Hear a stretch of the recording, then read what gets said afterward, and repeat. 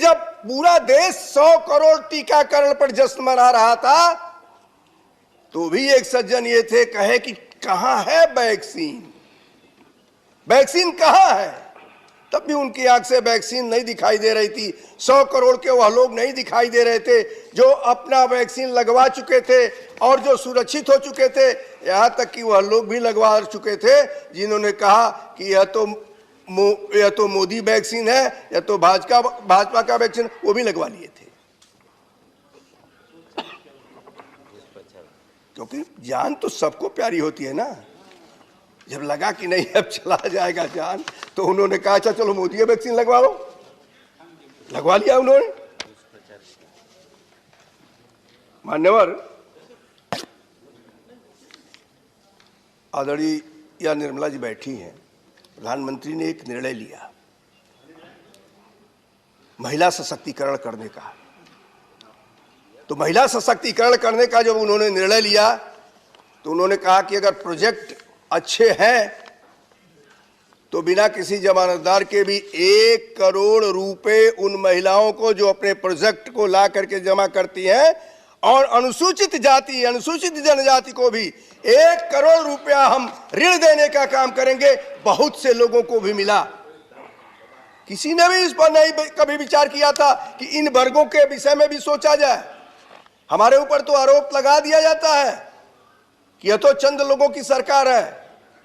चंद लोगों की सरकार कभी हुआ करती थी, चंद लोगों की सरकार कभी हुआ करती थी जहां कहा जाता था न खाता न बही, जो एक व्यक्ति कहे वही सही। न खाता न बही, जो एक व्यक्ति कहे वो सही। अब वो इस दुनिया में नहीं है तो मैं कह नहीं सकता हूं, लेकिन इतना जरूर है कि एनडीए की सरकार ने जिस प्रकार से जनहित के कार्य करने के संदर्भ में विचार किया, वह कभी अविश्वसनीय था, आज विश्वसनीयता की सीमा पर पूरी तौर पर खरा उतरा है। आज सड़कों का जाल उत्तर प्रदेश में बिछ गया है। अभी आज भी महिला सशक्तिकरण के रूप में माननीय प्रधानमंत्री जी प्रयाग में गए हैं। एक एक महिलाओं के खाते में आज ही एक क्लिक में 40,000 रुपए पहुंचे हैं। कब उन्होंने सोचा था कि 40,000 रुपए मुझे आ जाएंगे? लाखों महिलाओं को लगभग इसका लाभ आज मिला है।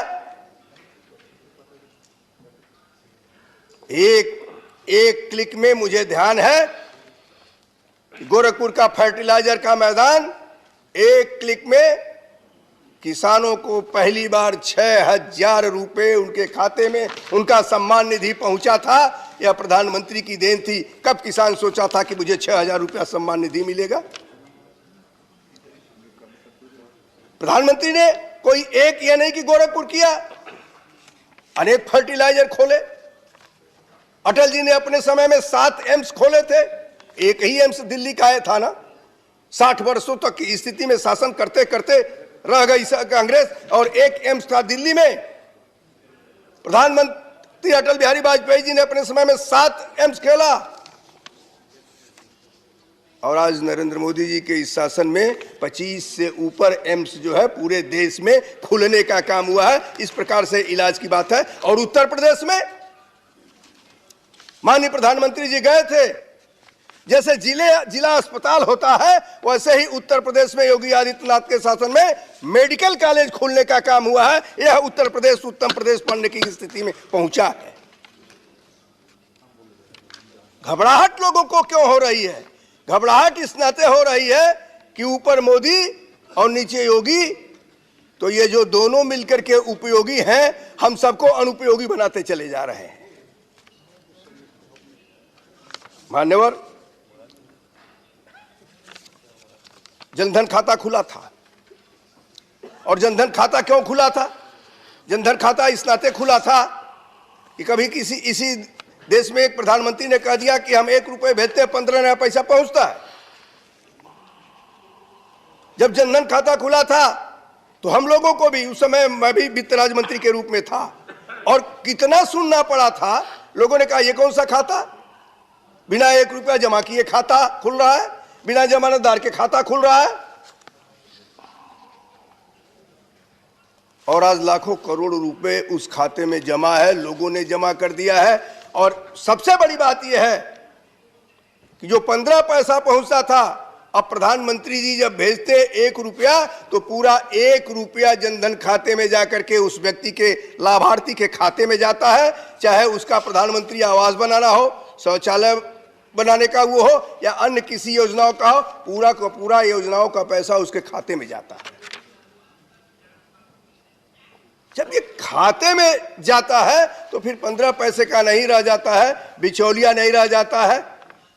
आज घबराहट इसी नाते लोगों की है कि जिस प्रकार से काम हो रहा है, आगे के समय में जनता किसी और को पूछने वाली नहीं है। लोग कहते हैं कि यहां यही प्लेकार्ड दिखाया जा रहा था, लोकतंत्र डाउन डाउन। भैया कम से कम इस पर तो विचार करो कि जो आप कर रहे हो उसको देश की पूरी जनता देख रही है। और जब हम यहां आते हैं और यह दृश्य देखती है तो शायद उनको इस बात का विश्वास नहीं है कि हम लोग भी कभी जाते हैं तो यही जनता सवाल करती है कि क्या यही करने के लिए आप लोग गए थे, इसी हंगामा के लिए वहां पर गए हुए थे? आप अपना समय बर्बाद कर रहे हैं, मेरा धन बर्बाद कर रहे हैं, फिर क्या जरूरत है? ऐसे लोगों ने इस लोकतंत्र को शर्मिंदा किया है। इस नाते निश्चित रूप से उनके इस कृत्य की मैं निंदा भी करता हूं। ये बात है, निंदा भी करता हूं। मान्यवर, बहुत सी बातें हैं। अभी सिंचाई की परियोजना की बात हो रही थी। बलरामपुर में जाकर के माननीय प्रधानमंत्री जी ने उत्तर प्रदेश के 9 जिलों के लिए 7 नदियों को जोड़ने का काम किया। 7 नदियों को जोड़ने का काम किया, राप्ती से लेकर के रोहिन तक 7 नदियों को जोड़ने का काम उधर घाघरा से मिलाकर के और किया। और परिणाम यह है कि वहां सिंचाई की इतनी अच्छी सुविधा अब उपलब्ध होगी जिसकी कोई सीमा नहीं है। तो जब काम कर रहे हैं तो उस काम के आधार पर लोग हमारे ऊपर विश्वास भी कर रहे हैं, क्योंकि हमारा तो विश्वास बहुत साफ है। जब माननीय प्रधानमंत्री जी आए और अपने को सेवक के रूप में बताए, आज हम ये कह सकते हैं कि यह इस सरकार का एक अपना नियम बन चुका है। घोटालेबाजों की सरकार गई, ईमानदार सरकार आई, जनता के लिए काम करने वाली सरकार आई। इस नाते उस सरकार ने कहा कि आपके समय में जो होता था हो रहा है, इस पर विचार होता था, चलो होता चला जा रहा है। लेकिन आज नरेंद्र मोदी जी के शासन में हम ये कह सकते हैं, जो होता है वह होने दो। यह पौरुषहीन कथन है। जो होता है वह होने दो, यह पौरुषहीन कथन है। जो हम चाहेंगे वह होगा, इन शब्दों में जीवन है। क्या बात है।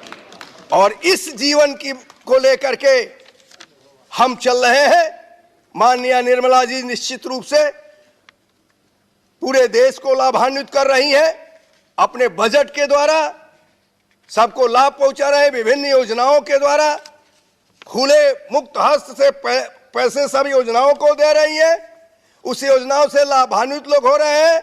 मैं तो उनसे भी निवेदन करना चाहता हूं, जो विनय जी ने एक सरकार के विषय में विनाश वाली कहे, उनको भी, या केरल की सरकार को, या बंगाल की सरकार को, कि भाई कम से कम छत्तीसगढ़, राजस्थान के लोगों भी सोचो कि प्रधानमंत्री नरेंद्र मोदी जी जो पैसा दे रहे हैं उसको जनहित के लिए उपयोग करो।